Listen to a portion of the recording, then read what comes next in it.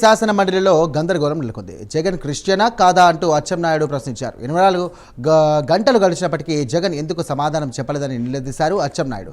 ఇక ఆయన వ్యాఖ్యలపై వైసీపీ నేతలు ఆగ్రహం వ్యక్తం చేశారు. క్షమాపణలు చెప్పాలని కూడా డిమాండ్ చేస్తూ నినాదాలు చేశారు. వైసీపీ సభ్యుల ఆందోళనలతో మండలి చైర్మన్ సభకు విరామం ప్రకటించారు. నిన్ననే నేను తమరు చెప్పాను, మీరు అయిపోయింది, మళ్ళీ లేవనెత్తారు. ఈరోజు ఏదో సోషల్ మీడియా గురించి మాట్లాడుతున్నారు. అధ్యక్ష, పెట్టడం వాళ్ళే, మళ్ళీ ప్రస్తావించడం వాళ్ళే.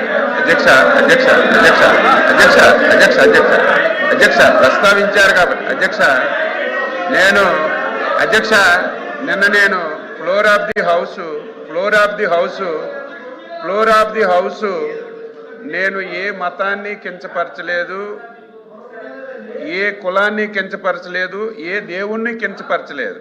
ఎవరి అభిప్రాయాలు ఉంటాయి. కానీ నేను వెంకటేశ్వర స్వామిని భక్తుణ్ణి, నా వెంకటేశ్వర స్వామికి అపవిత్రం జరుగుతుందని సందర్భంలో నేను మాట్లాడన్నాను. అది అయిపోయాను. ఇంకోటి అధ్యక్ష అదే మాట మీ అధ్యక్షుడికి కూడా అన్నాను.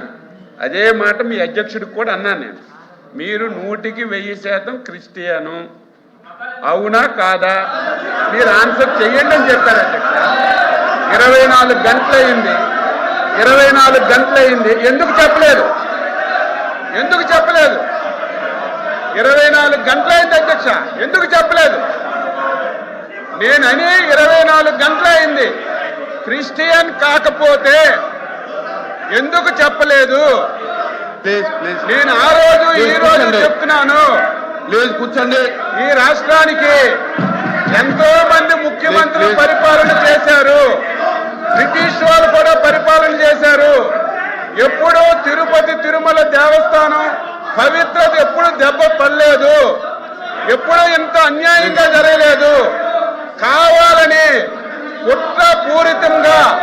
కుట్రపూరితంగా కావాలని ఆ రోజు ముఖ్యమంత్రి గారు తిరుమల తిరుపతి పవిత్రని దెబ్బతీయాలని ఏకైక లక్ష్యం పెట్టుకొని పని చేశారు.